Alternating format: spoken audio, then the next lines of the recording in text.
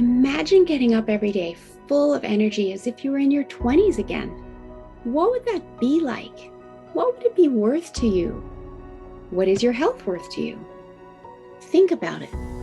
Your health isn't everything, but without it, everything else is nothing. And yet, too many of us are taking it for granted until something goes wrong. And no one wakes up hoping to be diagnosed with a disease or chronic illness. And yet, we've never been taught how to be proactive in our health through our school or public health.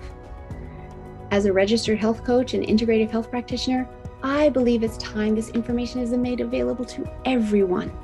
Combining new knowledge around your health and the ability to do my functional medicine lab tests in the comfort of your own home will allow you to optimize your health for today and all your tomorrows. Don't wait for your wake-up call. Welcome back to another episode of the Don't Wait for Your Wake Up Call podcast. I am Melissa Deely, your host, and very excited to have a repeat guest on the show here with me today, Jenn Trepeck. Welcome to the show. Thanks so much, Melissa. I'm excited to be here again.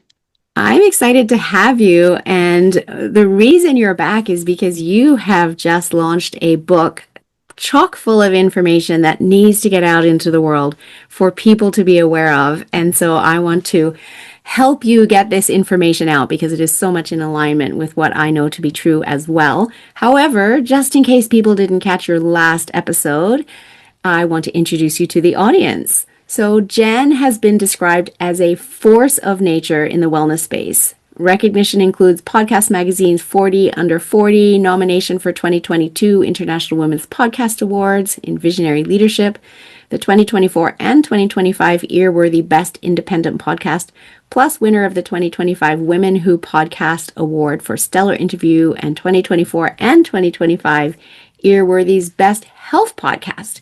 She is a health and lifestyle coach, podcaster, and consultant. Jenn grew up the skinny one in the family of dieters, which was awesome until it went away. And so began her weight management saga. And I'm going to leave it there, Jenn, and let you continue with your story that brought you to writing this book. And I love that this book is chock full of great, helpful information, a redefinition of what wellness actually is, and I shouldn't even say redefinition, clarification of what wellness actually is and means to us, as well as humor. And so it makes for a really easy and enjoyable read. So I will let you dive in and share how you came to be an author of this wonderful book. Yes. Well, thank you. To pick up on my story, so I call it a saga because the word journey doesn't do it justice. You know, there was drama and trials and tribulations and living on that dieting roller coaster. I remember at times feeling like I could breathe and gain weight and just feeling like none of this made sense. And I mean, I did every diet out there. My family did every diet out there. Like, if we didn't do it, we know somebody who tried it, you know? And ultimately, I became a health coach after learning what I call the nutrition education we're all supposed to know and no one ever taught us. And it was like the only thing that allowed me to say I'd kicked my food issues. And the other thing that happened with that was, I was sort of like, well, everybody deserves this information. And why isn't this what we learn? Like, where did all of that information come from? You know, so I became this insatiable student. I used that curriculum that changed my life as the basis for my entire practice. And by the way, all of that was back in 2007. So I built my health coaching practice on the side of my full-time job, left my full-time job July of 2019, launched my podcast, Salad with a Side of Fries, in August of 2019.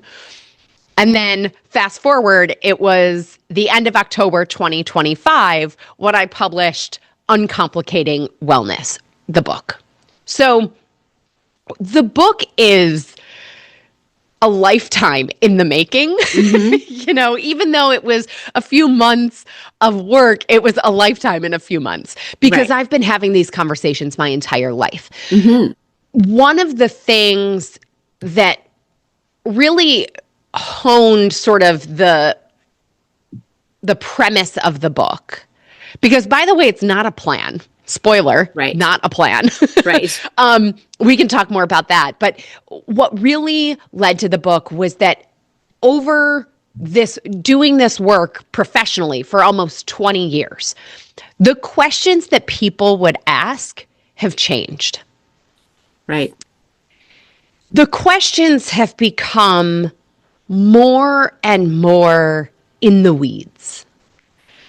Like, somebody even sent me something the other day on Instagram that was about, avocado is terrible for some people and Brussels sprouts are really detrimental for some people and all these things. And I just replied to him and I said,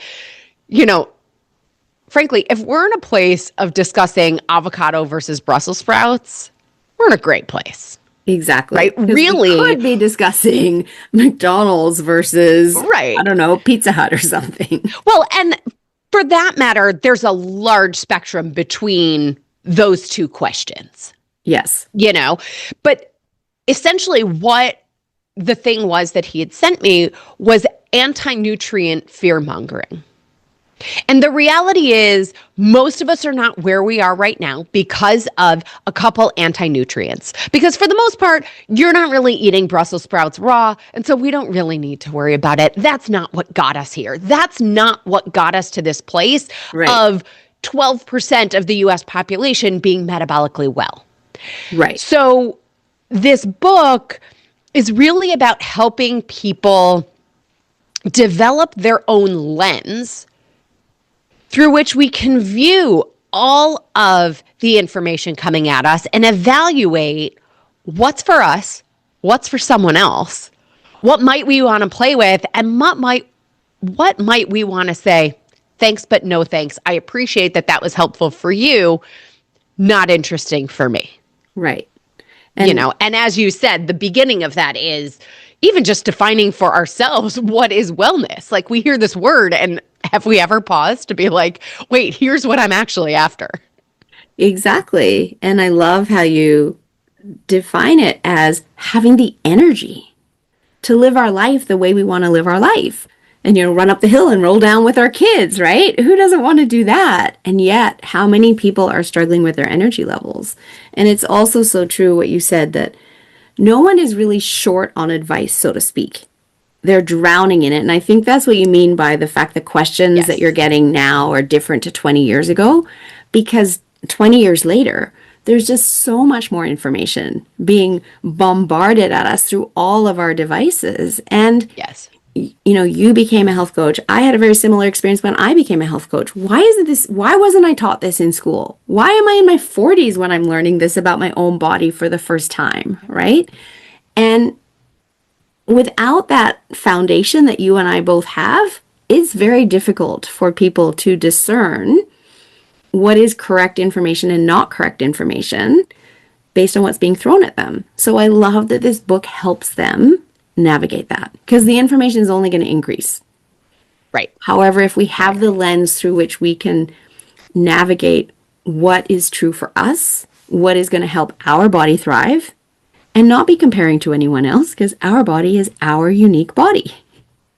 Exactly. But it's so, I think the other side of that story is how easy it is to be persuaded by what's out there, how easy it is to read the headline, to see what's happening with a friend, to compare our progress and all of those things. And the sort of culmination of that is that we think something's wrong with us.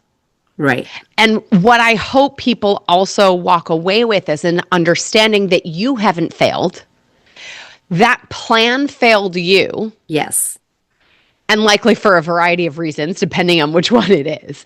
And so there's actually nothing wrong with your body. Your body is doing exactly what it's supposed to do at every given moment. We want to learn to be on the same team as our body and understand why it thinks that XYZ is what it's supposed to do. Exactly. Exactly. I love that. And when you talk about we're not broken, or in the book, you're not broken. There's nothing wrong with you, therefore you don't need to be fixed. The plan has failed you, and you're talking there about the larger plan. And you break that down in your book, and I'd love to just go through the highlights of that a little bit here as to how the various different organizations, for want of another term, are causing people to feel like there's something wrong with them when there's truly nothing wrong with them. Right. So well, let's dive into that, because that piece is huge awareness for people as well. Yeah. And to some degree, you're in Canada, I'm in the US. To some degree, some things are the same. Some things are very different because systems around us are, a little bit different. But I think recognizing it's not any one system or structure. Right. So there's our medical industry. We have a sick care system that is called healthcare, but it's not. And we have the same one as well. Right. And, we assume that our doctors have this information because how could they not? It's the human body. Right. Isn't that what they learn? The answer is no. Right. That's the part that's wild. Yes. We assume that this is the information they learn. It's not. What they learn is disease states and pharmaceutical, surgical interventions. Yes. And it's, I talk about all of these different systems, right? There's insurance, there's influencers in industry, in the supplement industry, in the weight loss industry, right? All of these things. And it's not as sinister or malicious as I think sometimes interpret it to be. The point is the incentive structure of wellness is really just today's diet culture that is an industry. Insurance as a company, right? As an industry, their objective is different than your personal objective. But we have this understanding because they're sort of in the middle of our health care, in air quotes, right? That we assume those things are the same, and they're not. Or that they're looking after us. Exactly. And they're not. They're looking after what they're looking after as a business. Exactly. Because the incentive structure is set up that way, right? Our food industry, the incentive structure is set up such that it benefits them to use more and more additives, fewer and fewer ingredients from nature, so that the foods last longer, so that they taste better, so that they meet whatever fad is happening at the moment so that you want to buy it. And so even when it comes back to our doctors, right, it's not malicious. No, they got into healthcare because they wanted to truly help serve humanity and help people be well. Exactly. The challenge becomes the tool belt that they are given. Yes. Versus the tool belt that exists to, for all of us. And so even when it comes to, weight management has been my bread and butter since I started almost 20 years ago.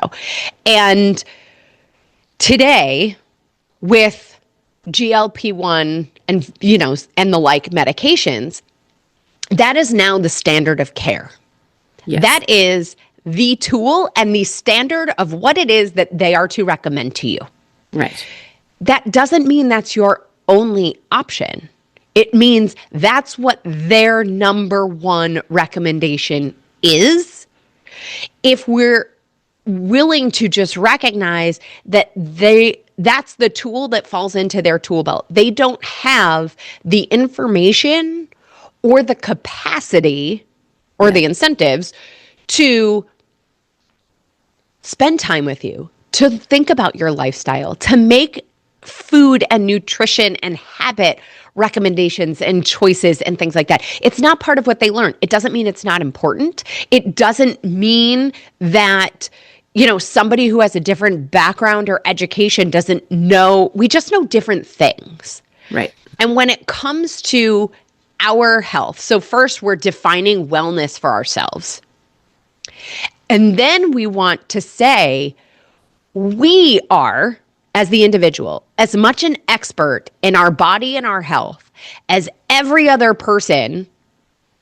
And I call it a care team because we want to build a care team, right? So in that room with the physician, you are as much an expert as they are. I 100% You're agree. coming, and you're coming with different foundations of expertise. You're the expert in your body. Yes, because you've lived in it your entire life. They've never lived in your body. Yes. Exactly.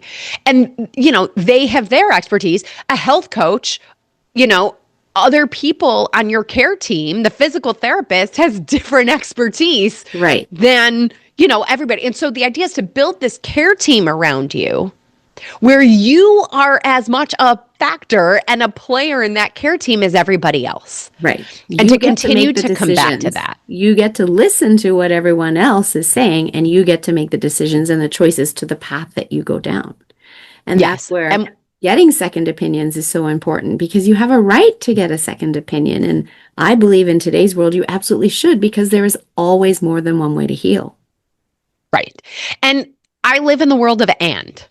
Yes. We don't have to choose this approach or that one. There is a world where both things exist and the two things can work together. Again, it might be slightly different information, a slightly different approach, but we can do these things in tandem. Right. And it's up to us to do that. The other side of that equation is also being willing to say, that doesn't work for me. Mm-hmm. I know, we might find a headline tomorrow that tells us that broccoli is the greatest crop that has ever been grown, and it is the miracle food, right? Yep. My mom gets sick every time she eats broccoli. Right. It doesn't matter what a headline says. Broccoli is not for her. Exactly. And that's okay. But we think that because this thing that we've heard is supposed to be the miracle, that if it doesn't work for us, we're the problem. Totally. And that's, again, coming back to this thing of you're not broken. You're not the problem, right? The plan that said to you it's broccoli or nothing is the problem. Right. And recognizing the bio-individuality of that, right? Mm-hmm. We all know the saying, an apple a day keeps the doctor away. And yet I had a girl in my Girl Guide or Girl Scout unit years ago who had anaphylactic reaction to apples. So does that keep the doctor away for her? Absolutely not. She's going straight there if she eats apples. And so it is recognizing that I'm an individual and I get to choose what makes my body feel good and energized and what doesn't. Yes. And that approach is so important. So important. Yeah. And the piece of this, though, the bio-individuality, the human genome is 99.9% the same. Right. So there's some pieces of this that are fundamentally human. And then that 0.1% turns out to be a lot. Right? A lot of different little things. Exactly. So it allows us to take some bigger picture recommendations, and then the individuality happens in how we implement them. The little pieces, the nuance of I feel my best when, and that sort of brings us to, later in the book, I talk about biostack over biohack. Right. Everybody wants to use all the biohacks. And I will say, I love a cold plunge with the best of them.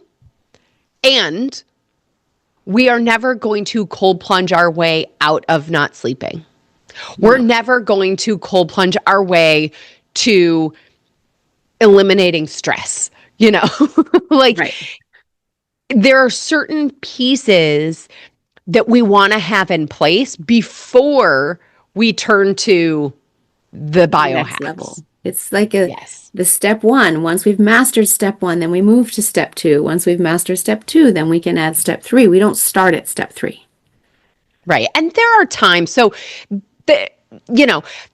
Supplements are another one. Supplements, we cannot supplement our way out of poor lifestyle choices. Full stop.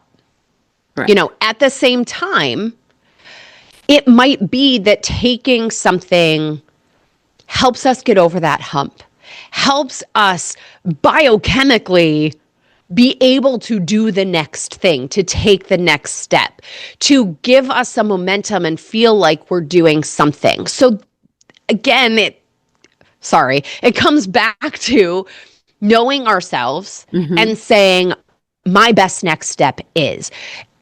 It's more that when it comes to those supplements, how we're choosing them, we hopefully are coming back to one of these foundations in the bio stack to support that with the supplementation. Yes. Versus, you know, I love an NAD, you know, like I'm a big fan of NAD plus. And, you know, what ends up happening with a lot of these things. So, a biohack is by definition like an incremental improvement. Right. So if we're at 90% health, well, 10%, like 90 to 99, is frankly unbelievable.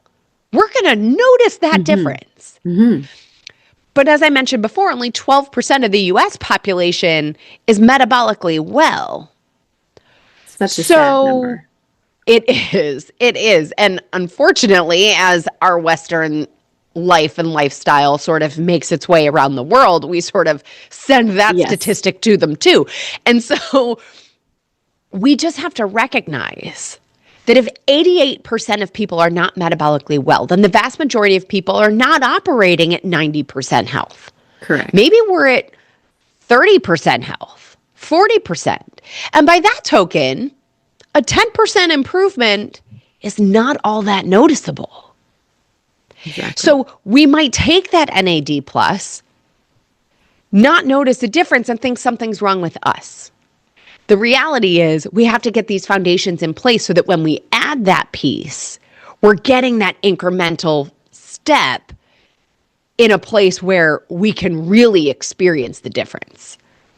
Exactly. And totally agree. Just having that foundation. And, you know, again, there's so much information out there. Or you read it in a magazine or you hear it from a girlfriend. I started taking NAD. It made such a difference for me. You should take it too. Or whatever it is, right? Yep. If the foundation isn't there, to your point, that NAD, they're not going to notice it. And it may not even be able to do what it's supposed to do for your body because the foundational nutrients it needs to function with aren't even in the body for it to be able to give you the optimal benefit. And so, yes, I love your work because you are meeting every client where they're at.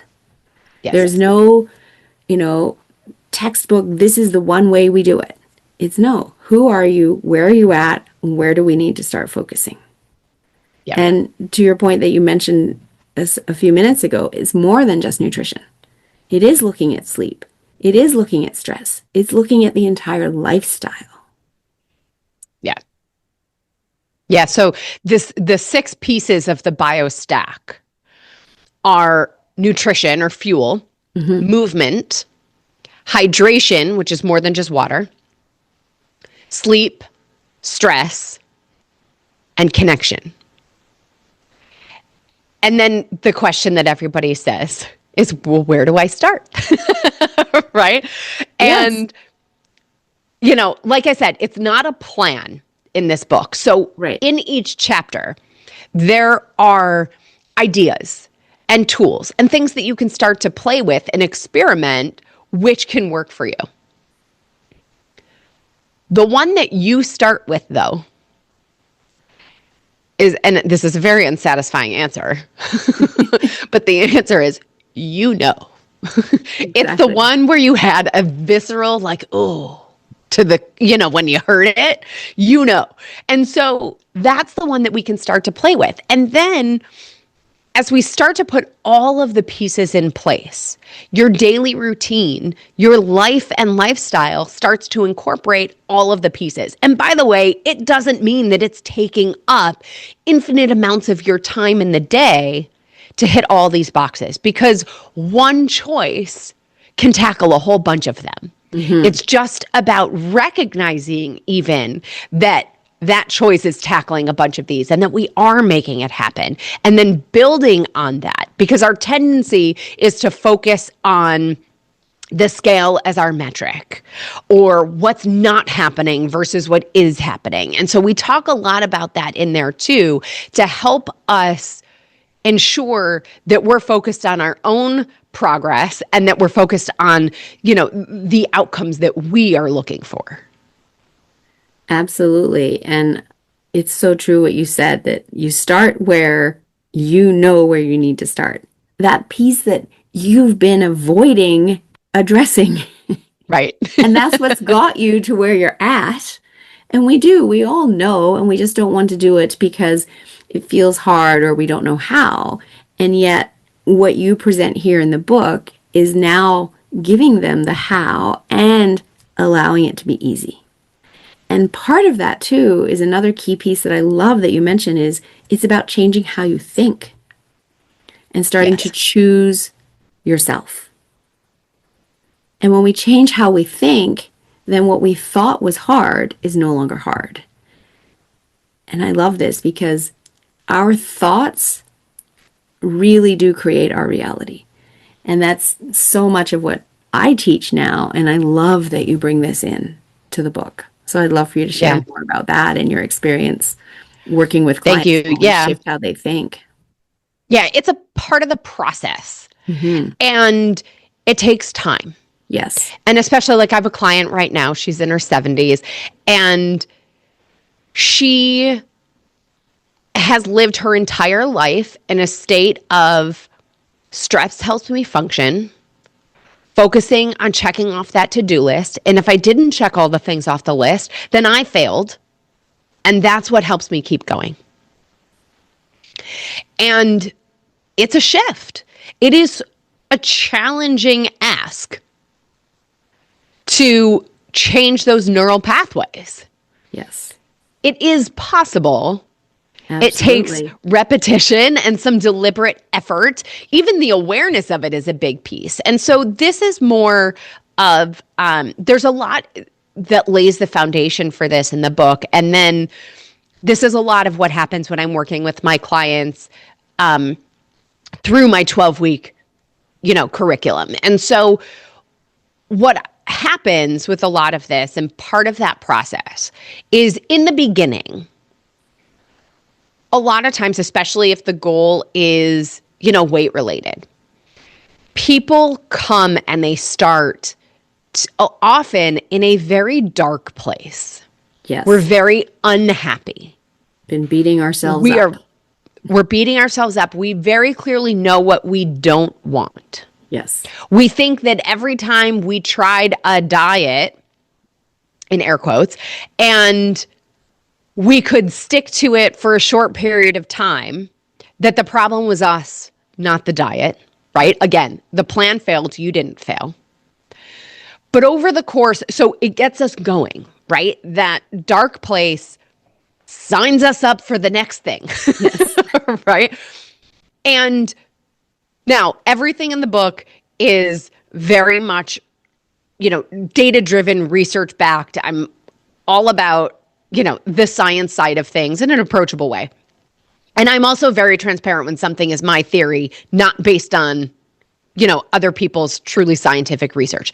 Right. My theory, based on my own experience and that of my clients over the last 20 years, my theory is that over time, we start to make some progress.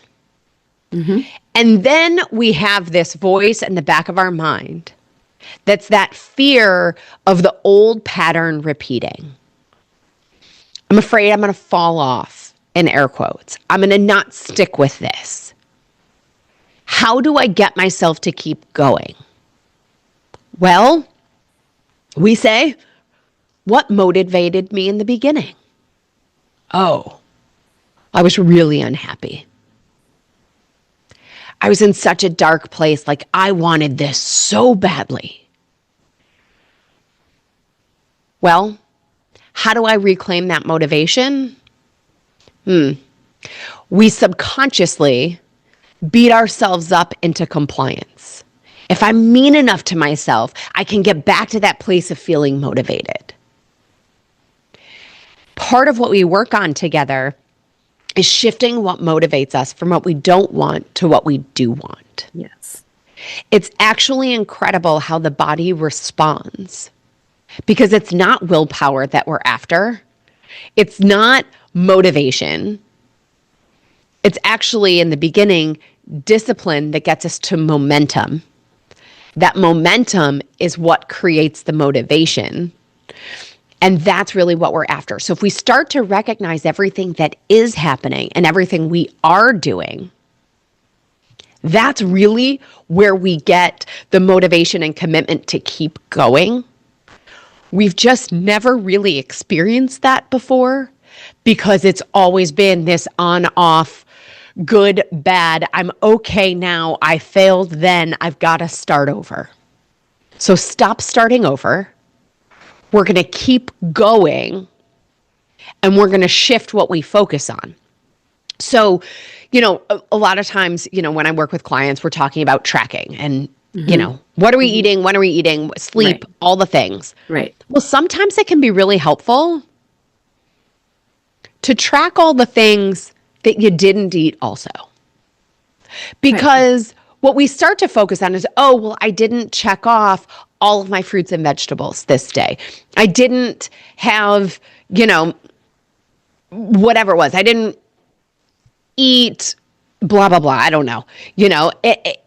We can focus on everything that's not happening versus looking at the sheet and going, I ate protein every single time I ate, right? I chose, the pasta and the garlic bread. And that's progress, because I also didn't eat the entire tray of pasta, the entire loaf of garlic bread. Right. And, 3 pieces of pie for dessert, right? Like, progress over perfection, and recognizing what is happening is really a part of this work that helps start to shift where we're driving and how we operate. And then that really spills over into every area of life, which is, so much of the work that you talk about too. And I love that you mentioned we're not looking for willpower here, because willpower is in our conscious mind, which is only 10%. And our unconscious is the other 90%. And when you're helping people to understand what's been unconsciously running for them and bringing that to awareness so they can then shift their thoughts, that is so powerful. And that's the 90%. So let's work with the 90% instead of the 10% and not beat ourselves up when our willpower fails, because it will. It's only 10%. And that's the road to burnout. And we don't need to go down that road. Yeah. So, and it's interesting in there because willpower is also biochemical. Mm-hmm. We think it's this moral thing. It's not at all. It's very physiological and very biochemical. So talk a little bit about that in the book too. But the other interesting thing about this is, that 10% of our mind that's the conscious part is real strong. Oh, yes. And so one of the interesting things is, even for affirmations to work, they have to be believable to the conscious mind. So if we don't believe, right, like there are a million different affirmations, right? Like it could be, I am the healthiest I've ever been. And then your subconscious mind goes, did you tell your blood work? Right? Like, yeah, it goes, yeah, except your doctor doesn't say that. Right? So what if instead we choose the affirmation, I am on my way to becoming the healthiest I've ever been. Yes. Well, now our conscious mind can believe that, right? We can take actions that align with that. And then it really helps in that reprogramming. But if we try to 100% circumvent, it will stand in the way of our progress. Absolutely. And you talk a lot about focus, and I love that too, because we always say, focus on what you want because you get what you focus on. And so it's so true that a lot of your clients, they know exactly what they don't want. And they're in that dark place because they've been focusing on what they don't want, so they've been getting more of it. Right. And so many people don't realize that truth, and that they just need to shift the focus to what they want in order to be able to start moving forward and bring them out of that dark place. And that's what you're teaching them to do, which is beautiful. Yeah. And it's easier said than done, but It's part of why we're talking about what's your definition of wellness? How are you measuring progress, right? Like the structure of the book is also designed to help you through that process to get that clarity first and then move into some of these other action steps. Right. And so to the audience, this isn't a book that you just read and then put on the shelf. This is a book that you literally take it section by section and implement what you need to implement. Master one section at a time. You don't have to do it all at once. And doing it all at once will just put you into overwhelm and have you fall off. So I'm sure, Jen, you're not. So it's designed to not do that, right? Exactly. So you can read it cover to cover. Hundreds of people have already come back to me and said, I read it cover to cover and it's not overwhelming and it's exactly what I needed it to be, right? It's very different than what we're used to. With that said, it's also designed for you to be able to pick up and read one chapter that you want to focus on and then put it down. So as we're recording, I'm not 100% sure when this is airing, but as we're recording, we're headed into the season of, New Year's resolutions and every company marketing to us like this is the be all end all, right? It is the heyday of the diet, now wellness industry.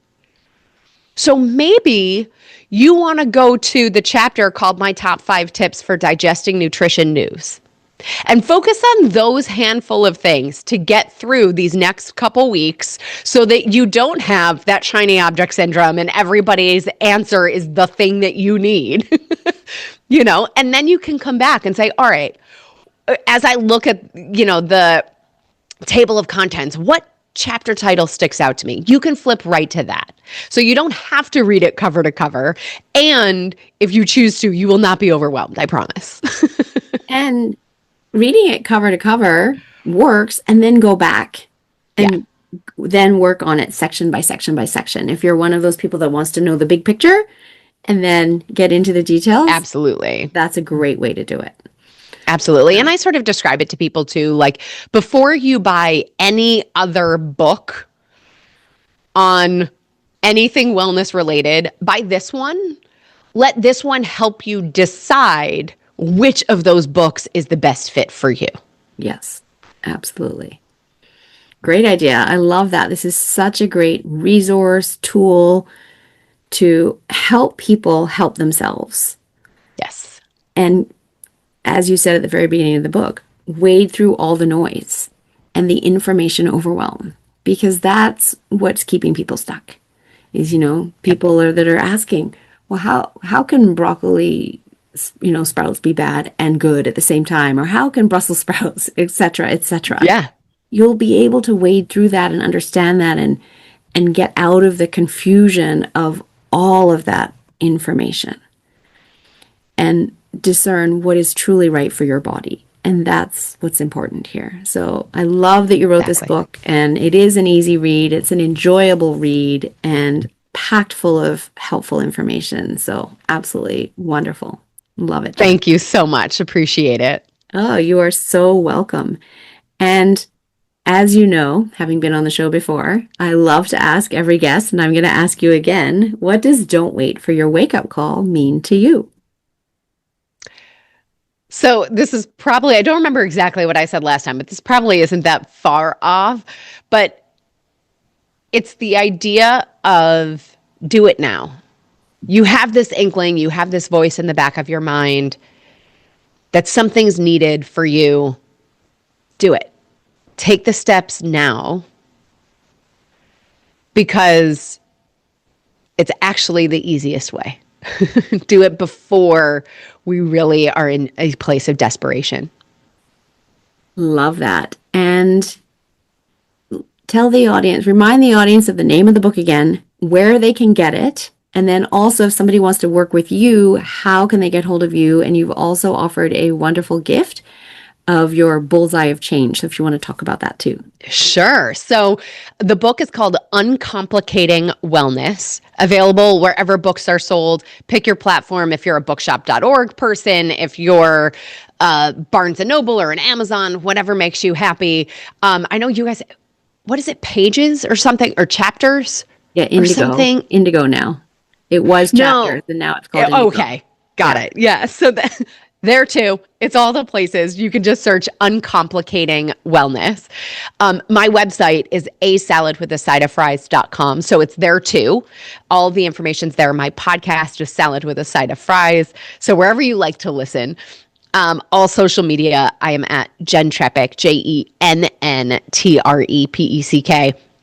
And then the bullseye of change is the framework that I teach for how to implement anything we want to change. So it's a way of thinking about and approaching behavior change in a way that really creates a long-term, frankly, lifestyle of whatever it is that we desire. So it's a worksheet and sort of a guide to walk you through the process of thinking about this and then implementing.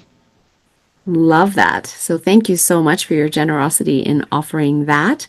Absolutely. And all of your contact details, etc., will be in the show notes so people can find you easily there. And as we wrap this episode, Jenn, is there any last words of wisdom that you would like to share with the audience? I think it's really coming back to knowing yourself and where you have questions, because there's a lot to be said for all the information we have. And there's a lot to be said for thinking that we know everything and we have all the answers. And if we're not getting to where we want to be, maybe there's a piece that we could learn. Love that. So true. And I always love to say, and the more I learn, the more I realize how much I don't know. Exactly. Exactly. So very true. And that's why we have you on the show to share this information with the audience. So thank you so much for being here. And thank you to my audience, because I really appreciate that you care about your health and you are here to learn. And so kudos to you for making that choice for yourself, because as we've just said, there is always more to learn. And share this episode with someone that you think can benefit from learning about Jenn's book. I am pleased to share with you a new training called Karma Code Timeline Therapy Practitioner Certification. This training is a powerful 3-day live on Zoom session teaching you how to help others in clearing all of their stuffed down emotion of anger, sadness, fear, hurt, guilt, rage, and shame, without them having to talk about any of the situations that ever caused the root of that anger, and release it from the cells in their body and have them feeling light. And also to release all of the BS stories running around in our head of being unlovable, unworthy, not good enough, powerless, etc., etc. And get rid of all of that chatter and allow them to have peace and quiet in their head. This training is transformational for your clients and for you, because during the training, you get to experience it both as a practitioner and a client, and release all of that garbage for yourself and clear out your emotional body, your mental body, and keep them clear so that all of that stuffed down emotion isn't causing dis-ease later in your life. Check out the show notes for the link. Our first training is happening in 2026.